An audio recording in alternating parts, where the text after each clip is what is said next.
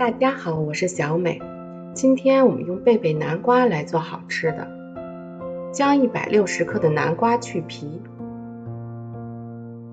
再用勺子去瓤，切成小块，装入碗中，再把它放入蒸锅中，大火蒸20分钟。蒸好的南瓜可以用筷子扎一下，能够扎透就蒸好了。夹出蒸好的南瓜，放入较大一点的碗中，砂糖15克倒入南瓜中，压成南瓜泥。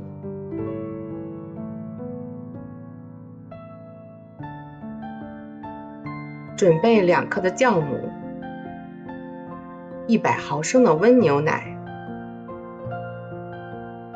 将酵母倒入牛奶中，搅拌均匀，备用。葡萄干装入碗中，南瓜泥不烫手的时候，再倒入160克的面粉，然后再倒入牛奶，用筷子搅拌均匀，搅至比较浓稠的面糊。模具底部和四周均匀地刷上一层油，倒入面糊，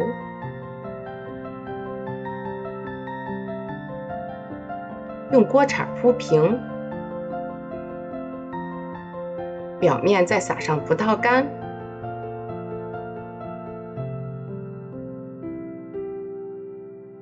放入蒸锅中，盖上盖子，发酵2倍大。发酵好的南瓜面糊长了很多，大火烧开，蒸20分钟，关火再焖5分钟。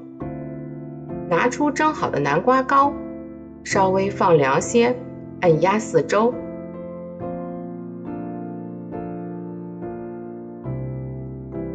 再倒扣过来，很容易就脱模了，南瓜糕就做好了。切成自己喜欢的小块就可以了。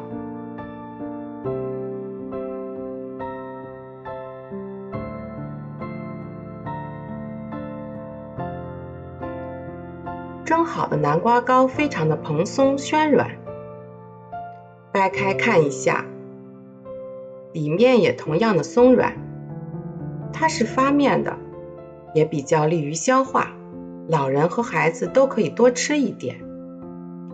一次发酵也比较节约时间，如果你喜欢也来试试吧。